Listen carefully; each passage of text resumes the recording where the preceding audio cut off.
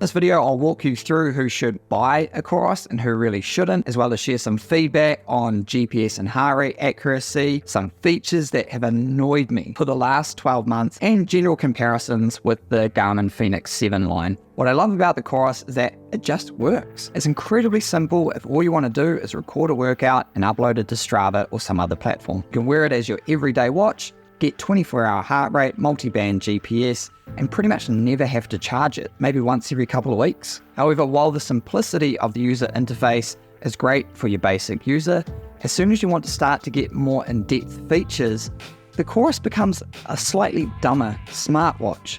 When you're comparing it to likes of Garmin or Apple, and you can get offline streaming music services, you can get funky watch faces, you can get automated text replies. If you've already got a daily dress watch, or you're not looking for a smartwatch, or you already have an Apple or Samsung kind of level smartwatch, then the Coros is going to do everything you need it to and some more, and just never need to be charged. Now, whether you need the Apex 2 lineup or the new Pace 3 is going to be a topic for a different video. Thoughts on the GPS and heart rate accuracy. The Apex 2 Pro, but not the Apex 2, has dual bands GPS, meaning it can use two satellite systems during any activity. Well, not indoor activities, obviously, which dramatically increases the GPS accuracy and has become the new gold standard. So pretty much any watch with dual band GPS is going to have great accuracy. And I'm not DC Rainmaker, so I'm not really cared if I'm doing intervals with zigzags in a tunnel in the forest. It's just going to work, and it's going to be way better than whatever you're using that probably has single band GPS, heart rate accuracy. So all modern GPS devices have these optical sensors and receivers under them, which measure the change in tissue density under the watch due to the flow of blood, which we can then detect heart rate. I'm opposed to these optical sensors within the watch. Now, we have new optical sensor band technology where you can get heart rate sensor bands, and they specifically tell you to put it on the bicep because there's lots of soft tissue and the lack of movement and light increases accuracy. But for it being on your wrist, it's just hardly ever going to work. If it works for you, great, but if it doesn't, don't be surprised. The biggest bonuses that probably no one really talks about with Coros is the Coros Training Hub. This is by far the best free training software I've seen. You can download workouts, you can build your own workouts and training plans, you can even email a coach and you can download their training plans, all to get structured workouts right on your watch. You get VO2 max predictors, race predictors, training zone predictors, time and zones. You can literally run a coaching business from this free software, assuming all your clients have Coros devices. It's absolutely amazing and just far ahead of the Garmin Connect confusing AF system that they're providing with golf and tides and a whole bunch of other stuff that you never look at. So if you're into monitoring your training data, checking your zones and all of that kind of stuff, you don't want to pay for some software and you're annoyed at how basic Strava is, Coros has really got you sorted. Alright, so now a bit of a head-to-head with the two main players that you're going to be looking at when you got your Coros and your Garmin Fenix lineup.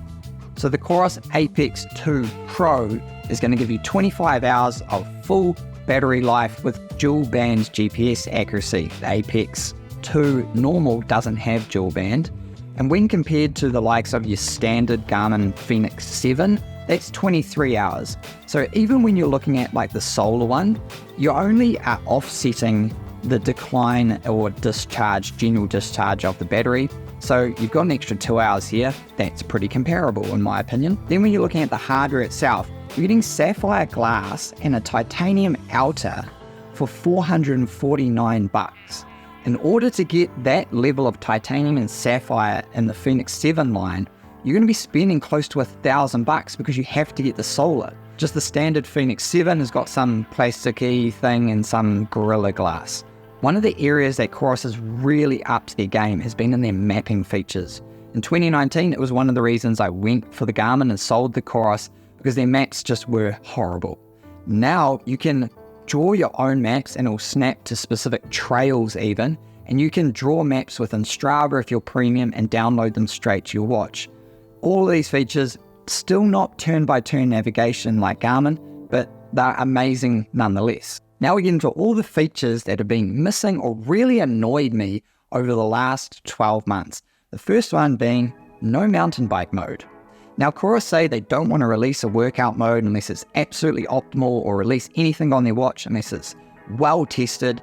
But I mean, these guys have music that you need to download as an MP3. And I mean, I can't remember the last time I used LimeWire, but it definitely wasn't in the last decade. So mountain bike mode, it's just annoying. I've got to go into TrainingPeaks or Strava and change it from cycling to mountain biking. Again, not a major, just kind of annoying. Now, this feature is crazily small, but massively impactful when I'm recommending this watch to my clients. And that is open-ended warm-ups from TrainingPeaks. I know, bit of a mouthful, but I'll explain. Open-ended warm-ups are where you can set a warm-up within a structured workout, and say I'm saying 10 to 15 minutes warm-up before you get into some intervals. Open-ended warm-up means you progress into the next or the first interval when you hit the lap button. Now, this is amazing when you need to get some hill repeats in, but your hills are 17 minutes away and I've set a 15-minute warm-up. No worries, you just hit the lap, get into it when you get there. With Coros, they don't accept open-ended warm-ups from TrainingPeaks. So if I've set a 15-minute warm-up and you need 17 minutes to get to the track, 15 minutes in, boom, you're into your first interval. So you either have to pause the watch or upload 2 workouts. It's just a bit noisy. Now, Coros, in building your own workouts, you can do it in their ecosystem and have open-ended warm-ups and cooldowns, but from TrainingPeaks, you just can't. And then that's going to make my service appear a little less easy to use. So I'm always just going to push someone to say, hey, get a Garmin, it's going to work better with my service. The next one is the alarm. Now, I said these were annoying features to remember, not deal breakers, but it's the things you find after using a watch for a year. So when you set the alarm and it goes off, you have to hit X to stop the alarm and have it just stop. Whereas if you hit tick, like tick, yep, I've got the alarm, cool, I'm ready to wake up, it goes to snooze and you get blasted again about 10 minutes later. And that's the other thing. With Garmin, one feature I loved was that you could set a vibrate-only alarm. They worked amazingly. It stopped waking up my infant son and it stopped annoying my wife when I was trying to sneak out for an early run on a family holiday. You can't do that. You've just got to have the ringtone. The other one is the automatic heart rate variability. So a lot of watches, Apple and Garmin, do this, and they provide you with lots of metrics where they measure your heart rate variability automatically throughout the day. So Garmin has like their body battery. They can kind of measure stress levels and impact of training.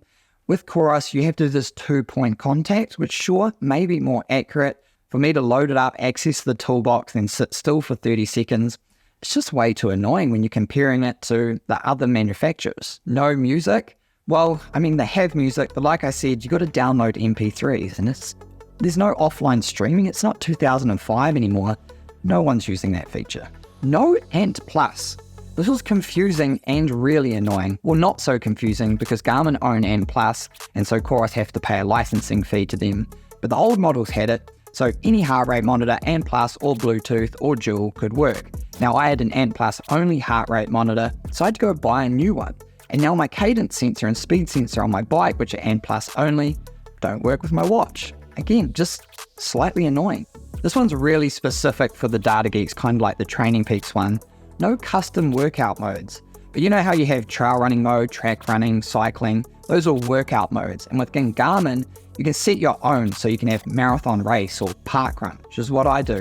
And what you can do is I can have all of my marathon alerts, so like auto laps, nutrition alerts, heart rate limits, beeps, and all of that stuff all set up, and I can just use it for marathon races and workout sessions. Within Coros, I've got to go in, I've got to turn all those laps and alerts on, and then I've got to turn them off so they don't annoy me in my general training. In summary, if you're just looking for a watch that's going to record all your workouts and upload them to Strava or any other platform, then the Coros Apex 2 Pro has you sorted with dual band GPS, premium materials, and oodles of battery life. However, if you're looking to work with TrainingPeaks structured workouts, you really want offline streaming music, or you're interested in 24/7 heart rate variability monitoring, then you're going to have to weigh up the question of whether you want to fork out an extra $200 to $400 to go for a Garmin or an Apple Ultra. Personally, As an Apple user, I think one of the best combos you could get would be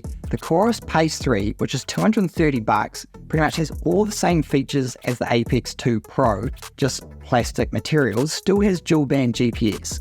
And then getting the Apple Watch Series 9, the latest one, which would cost about the same as the high-grade Garmin Fenix 7 series. And then you've got the best of both worlds, as well as 2 watches. I mean, who doesn't like that? Anyway, if you have any thoughts or comments or questions about these devices, flick me a question in the comments. I'll be sure to reply. That's me. See you on the next one. #FasterWithData.